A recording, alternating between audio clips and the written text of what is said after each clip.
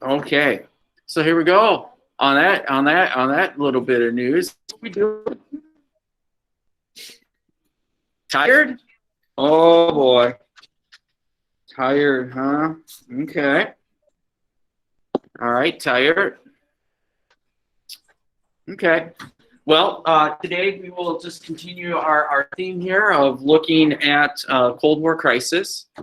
And I want to spotlight, yesterday I spotlighted Afghanistan. Today I want to spotlight Vietnam here.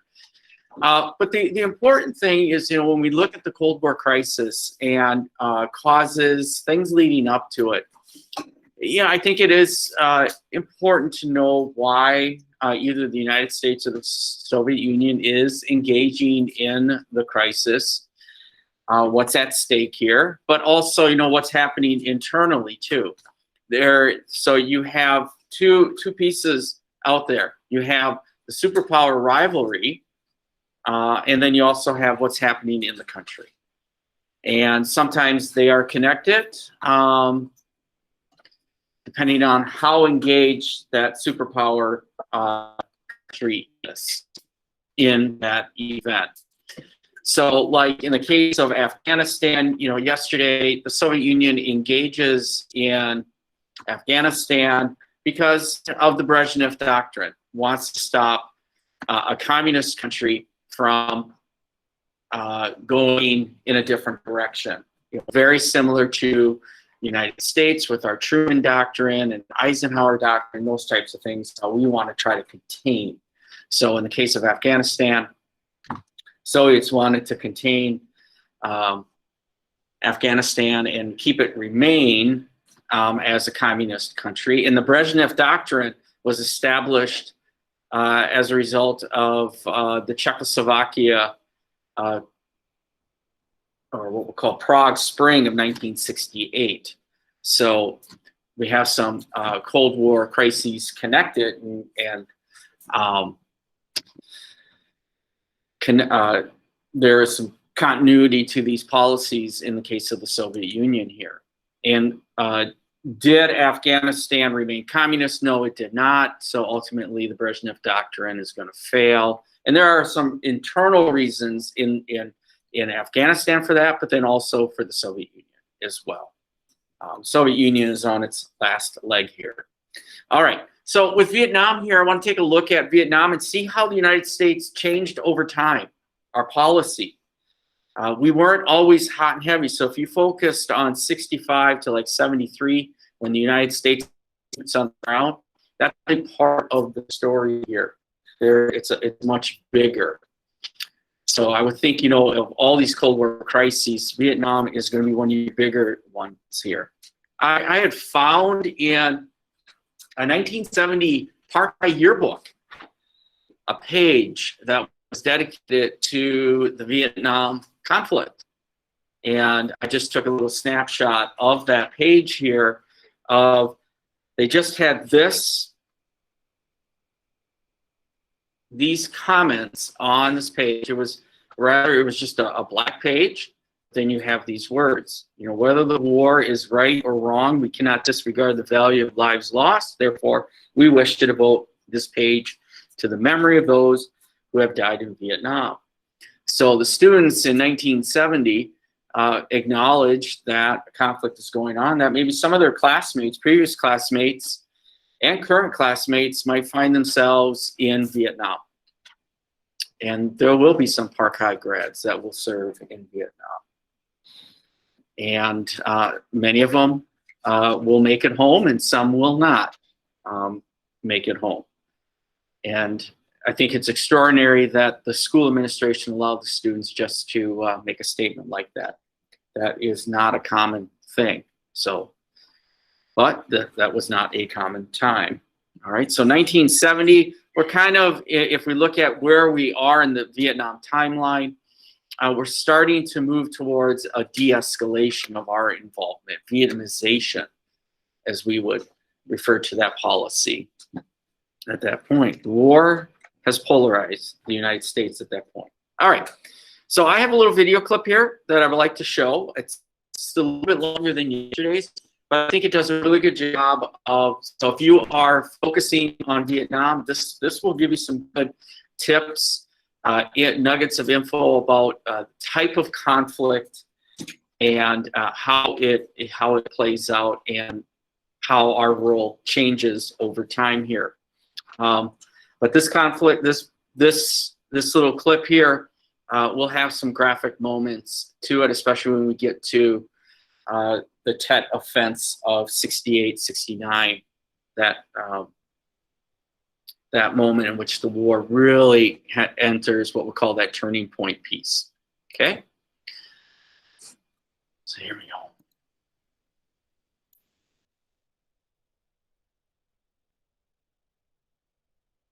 Equally violent.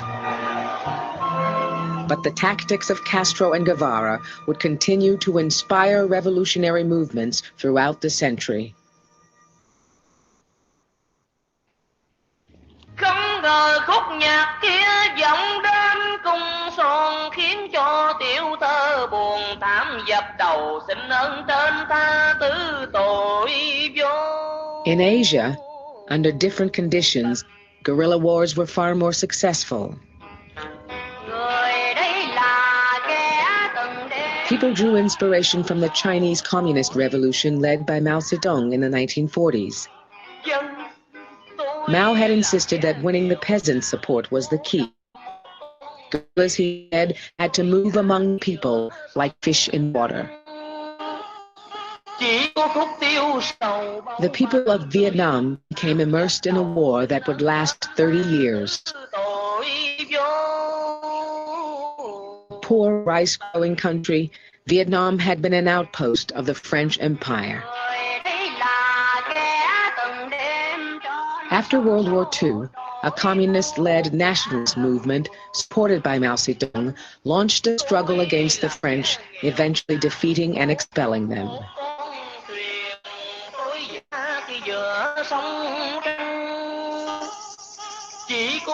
The Vietnamese leader was Ho Chi Minh, and his military commander and chief exponent of People's War was a former school teacher, Vo Nguyen Giap.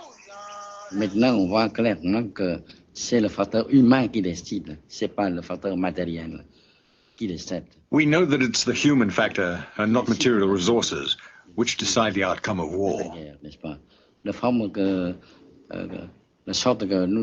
That's why our People's War, led by Ho Chi Minh, was on such a large scale. It took in the whole population. After the French defeat, an international conference split the country in 1954. The communists ruled in the north, backed by the Soviet Union and China. In the south, an anti-communist government was established in Saigon. Dominated by the military, it became heavily dependent on American aid. From the start, the communists called South Vietnam a puppet regime and vowed to bring it down. By 1960, 5,000 communist Viet Cong guerrillas were operating in the South.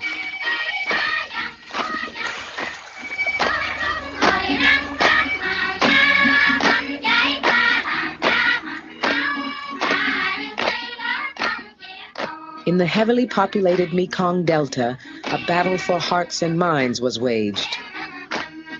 Saigon tried to convince the people that the country faced a dangerous threat from the communists.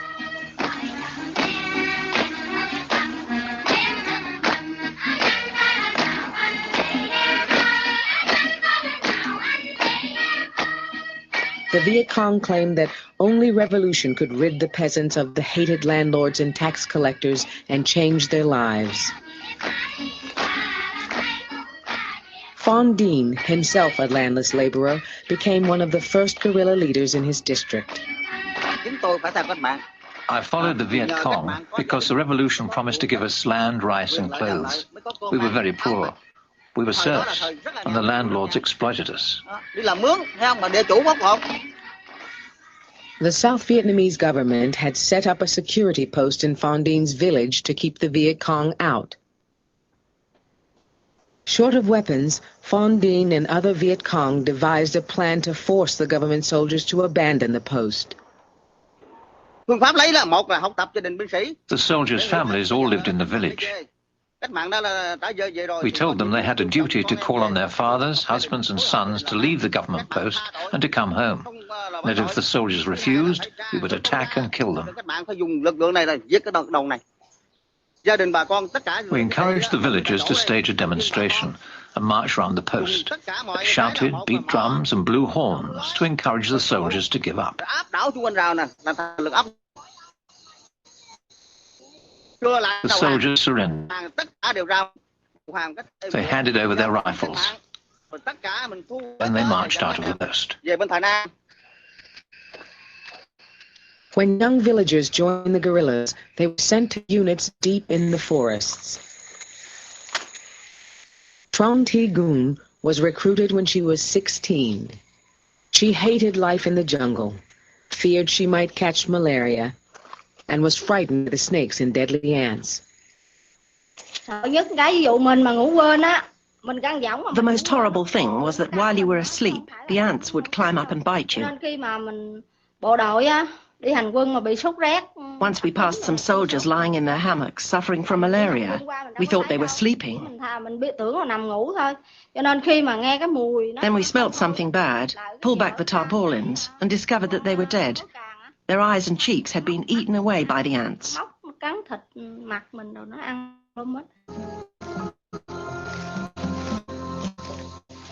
Guerrillas were given political indoctrination to make them certain of their cause, and taught to use terror and intimidation even against fellow countrymen.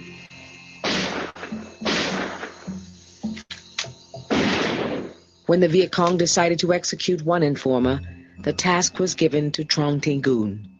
When I went into his house, I shouted for him. He woke up, and I told him that he'd been sentenced to death. His wife fell on her knees and begged me to spare him. But he was a very ruthless man. If I let him off, he would have carried on killing our supporters. So I didn't, and I shot him.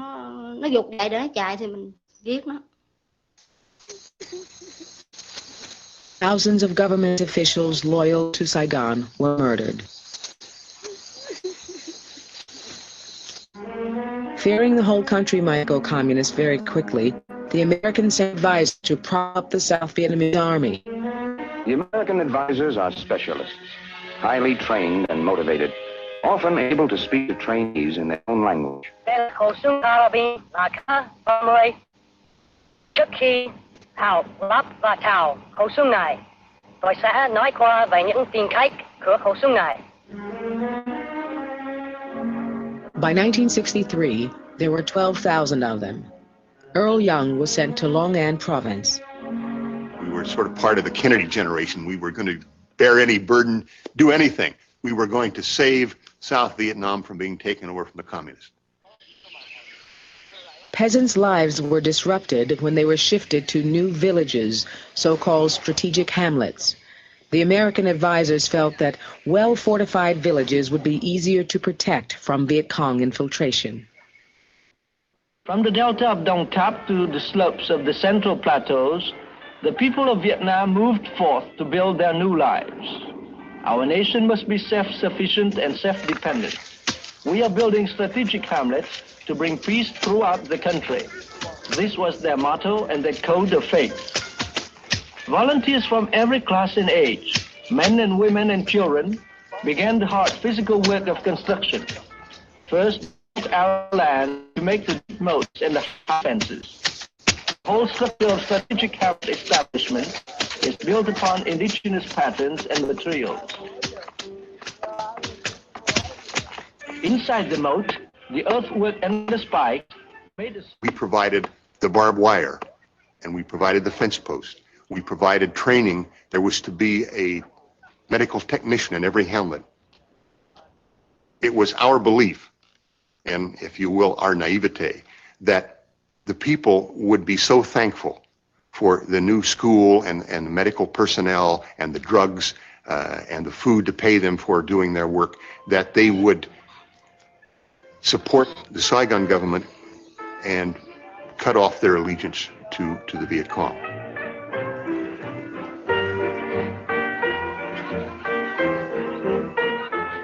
all men were required to join the government's self-defense militia.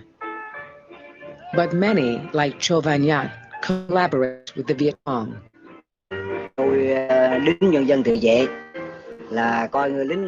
When I was in the militia, I would have one night on duty and then the next night off. When I was off duty, I contacted the guerrillas by letter and let them know my routine. I helped them to creep into the hamlet undetected. The guerrillas mobilized all the villagers, old and young, women and children. They went to the fence and started to demolish it. They'd use hammers or any other means they could think of.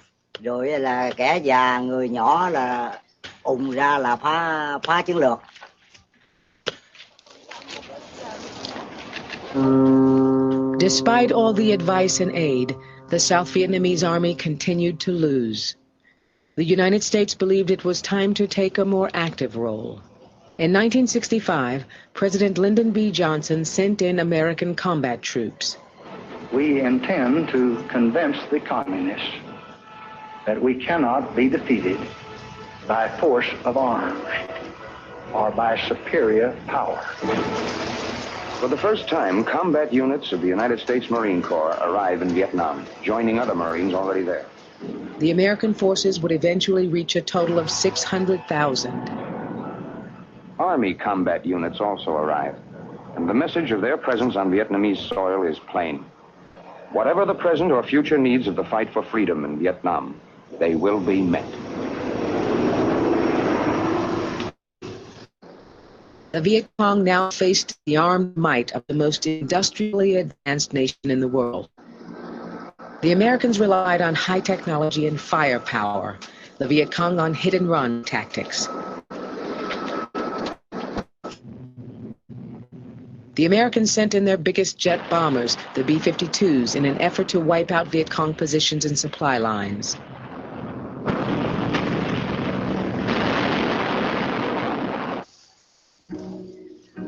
Short of munitions, the Viet Cong were frugal and ingenious.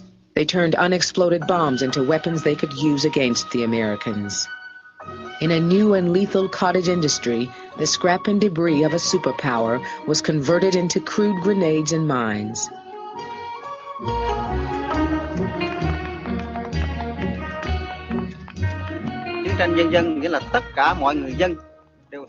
People's War means that all of the people participated in the war.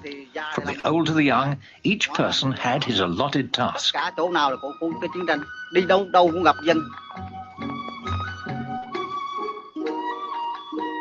At the age of 8, Myung Thi Bae was expected to join in.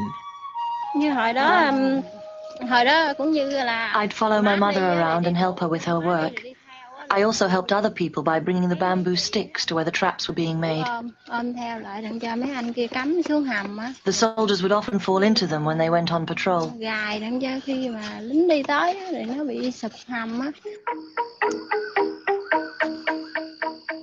Traditional traps like this had been made for thousands of years.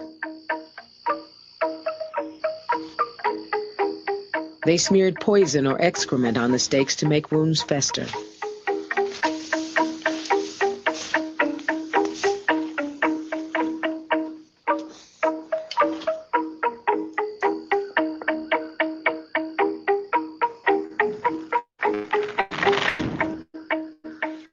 Trying to fight a conventional enemy, Colonel David Hackworth lived on the edge of his nerves.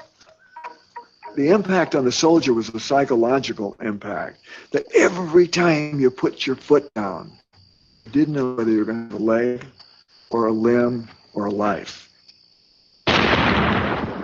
And this played over for 365 days of going down trails, going down waterways. It took the fight out of you. I took over a battalion down in the Delta. It was called the Hard Luck Battalion. In the 6 months before I took over, it had had 600 casualties, killed and wounded, all for mines and booby traps. It had never met the enemy.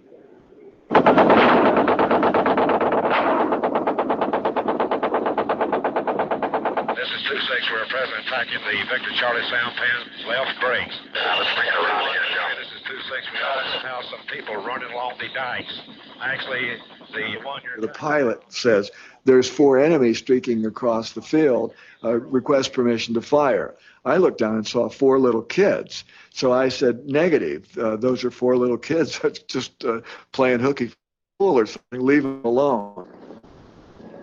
I had the helicopters land, drop off a platoon of infantry, and suddenly they took fire from those 4 little kids who were probably no more than 12, 13 years old that had stashed their AK-47, and they were in fact guerrillas. So that was the kind of war we were fighting down in the Delta. Everyone was the enemy.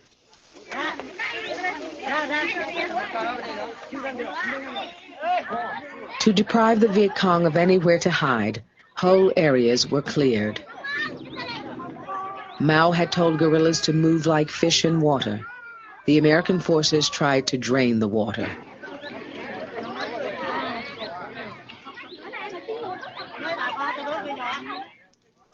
Once the villagers had left, soldiers made sure there'd be nothing for anyone to come back to.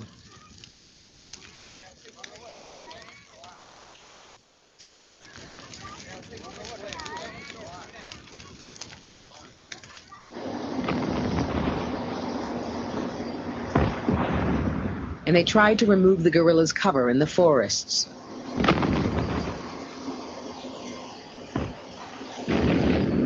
Hundreds of thousands of tons of napalm, high-explosive phosphorus bombs, and Agent Orange defoliant were dropped. And when all other tactics seemed to be failing, the bombing was stepped up.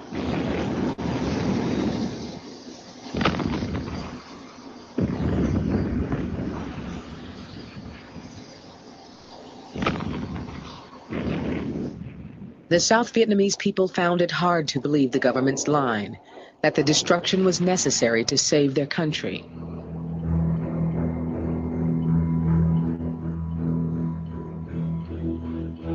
Over 1 million civilians lost their lives.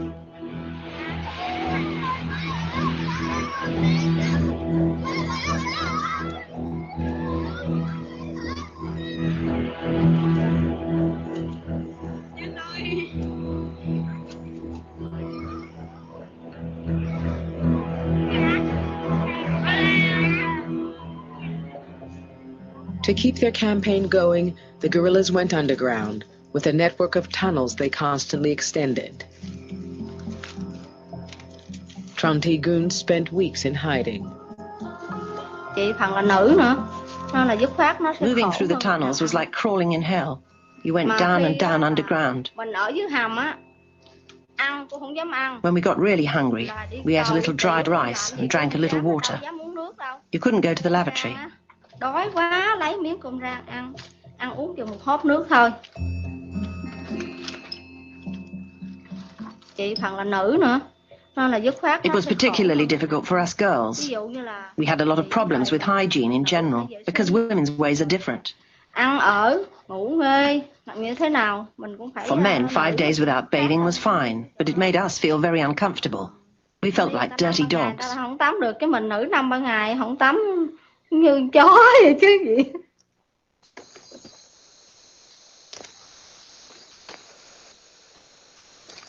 American patrols went out searching for the tunnels.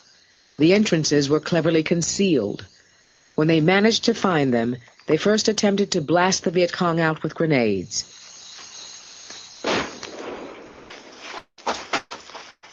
We tried everything possible to destroy the tunnels, including soldiers that were small, that were called tunnel rats, that would go down in the tunnels and try to clear them. But they were so cleverly done that you could never find where the actual end was. It would be a dead-end wall with a hidden door going down to the next level. Sometimes a guerrilla stayed behind, waiting.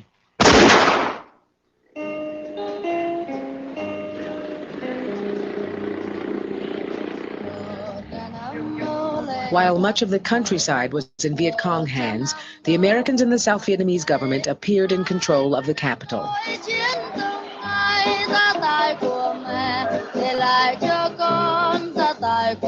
But all the time, the Viet Cong were infiltrating Saigon. The level of fear and distrust grew. Many families were split by the same ideological divisions that cut across the country.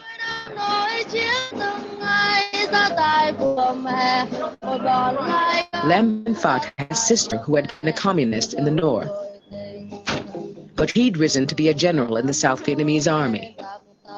Cái tập quán và phong tục của người Việt Nam, gia đình là tất cả. Traditionally, the family is everything in our country. Làm sao mà để cho chị tôi và cha tôi. But there was nothing I could do to convince my sister that the Communist Party is not a family, because she'd been brainwashed. Nó nhồi sọ đó, thì nó biểu nghĩa là coi đảng là gia đình. His sister reappeared in Saigon and came to live at her brother's house, and she used his position and contacts to gather intelligence for the Viet Cong. Tôi lợi dụng em tôi làm giàu cho cá nhân tôi làm lợi cho cá nhân tôi, đó là tôi sai. Còn tôi lợi dụng em. If I'd used my brother for personal gain, then it would have been wrong. But as I used him for the benefit of the country, for the people, I was right. Tôi không sai. Tôi tự thấy. I'm proud of what I did. Tôi làm cái đó là đúng. Suspecting his sister, General Phat reported her, and she was arrested. An American cameraman filmed the way prisoners like Miss Phan were treated by South Vietnamese interrogators. Còn điện mà nó tra tấn tôi, nó quấn cái lỗ tai. When they questioned me, they attached electric wire to my ears, around my breasts, my feet, and even in my vagina. Rồi nó quay cho chết. They then turned the power on so high I thought I was going to die. Whilst the current was running, they poured detergent into my mouth. My stomach swelled up, and they kicked my stomach until I vomited. Nhiều cách tra tấn lắm. Nó treo tôi lên trên. They also strung me up and beat me repeatedly. Thôi nó đá, nó làm đủ thứ thật. Nó đánh không biết bao nhiêu.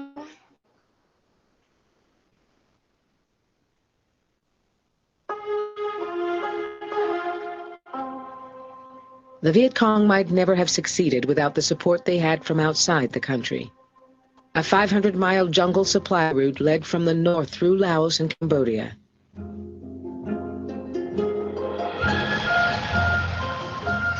Down it came a stream of trucks carrying food and weapons given by the communist countries for the big offensive that was still expected.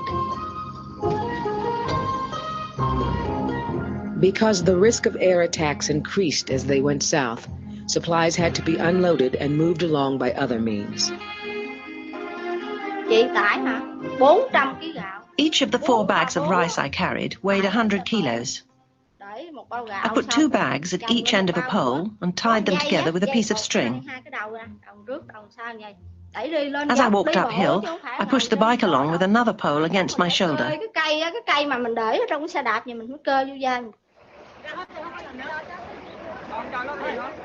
The Viet Cong believed the final stage would come when they were strong enough to take the fight into the cities. At the end of January 1968, at the height of the New Year Tet Festival, they struck.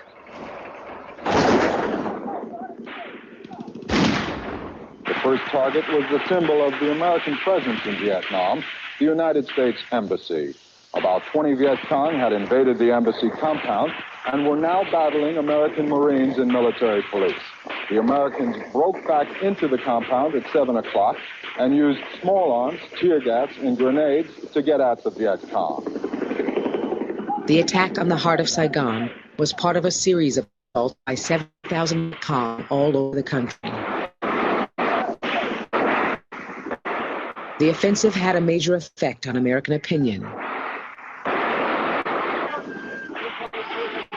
The former political advisor Earl Young was now back in Washington. I thought, total disaster. Because psychologically, the American people were already very uneasy about the course of the war.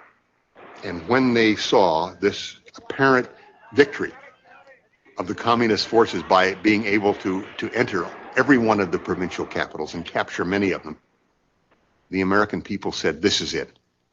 You know, with all the American troops there, everything we've done in South Vietnam, if we cannot prevent this kind of an attack, if we cannot prevent the American embassy from being captured, my God, what are we there for?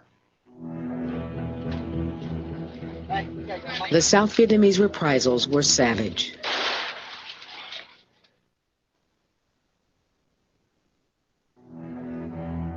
But the thousands of guerrillas killed or captured couldn't hide the fact that Tet was a political and strategic victory for the Viet Cong, who were still led by the general who defeated the French, Vo Nguyen Giap.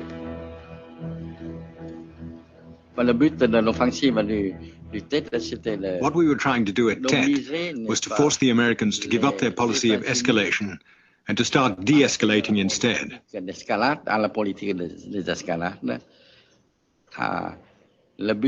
Our aim was to break their will to continue the war and make them withdraw their troops.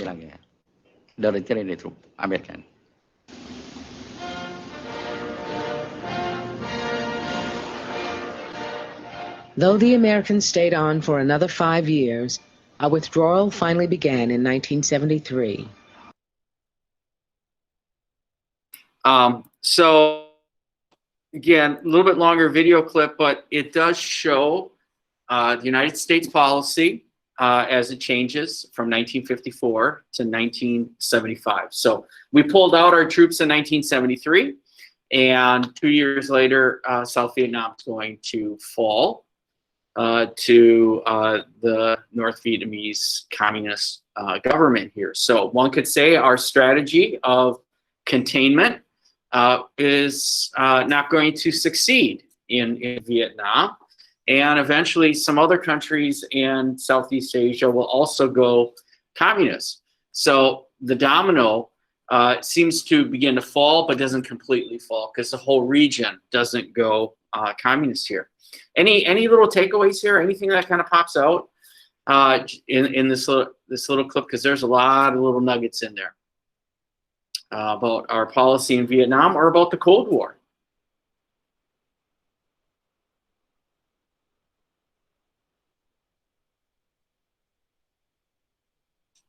So the United States, we have boots on the ground, but China and the Soviet Union will have also a presence, but not a complete presence because they do not send troops or boots on the ground. And realistically, one would say Soviet Union and China, they will alternate who seems to be helping out the North Vietnamese during this conflict as well. Okay. But in terms of seeing that de-escalation, we're going to call that Vietnamization. And this is in many ways very similar to Eisenhower's New Look policy that was there in the beginning. That general who was responsible for getting the French out, who was responsible for Tet Offense, Giap, will pass away not too long ago at the age of 102. Yeah, 2013 is when he had passed away at the age of 102. All right. I guess him and I, we have something in common. He was a school teacher at one point. So there we go. Not that I'm going to turn into the next general in that regards. But when we look at this in a greater scheme of things, for the Cold War, Vietnam is going to hurt the United States internationally in regards to the Cold War. One would say our prestige, our place as a superpower, it is going to show that we are vulnerable. And the Soviet Union in the 1970s are going to step up their game in different places as a result of that. Plus, we can throw in some other Cold War events in which the United States seems to also stumble with. And so the United States is going to, the 70s is going to be hard for us. I guess our one thing is the Soviet Union, they're also on their last leg. And we see that play out in Afghanistan and the problems there. Can't get the desired results, but then also some internal issues as well. All right, so Vietnam.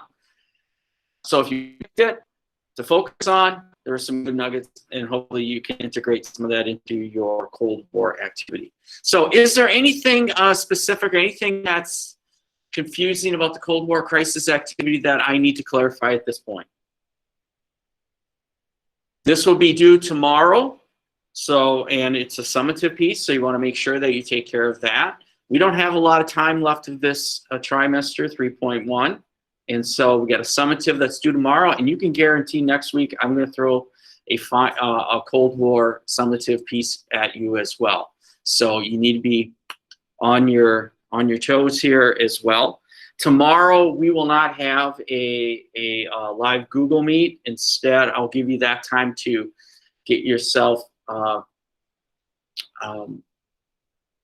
focused on completing the Cold War crisis activity. Okay, I'll have a Google Meet open though if you have questions or concerns. All right, so with that, I'll give you the rest of the class period to work on this. All right, so let's take care and use this time. If you do have questions, please let me know.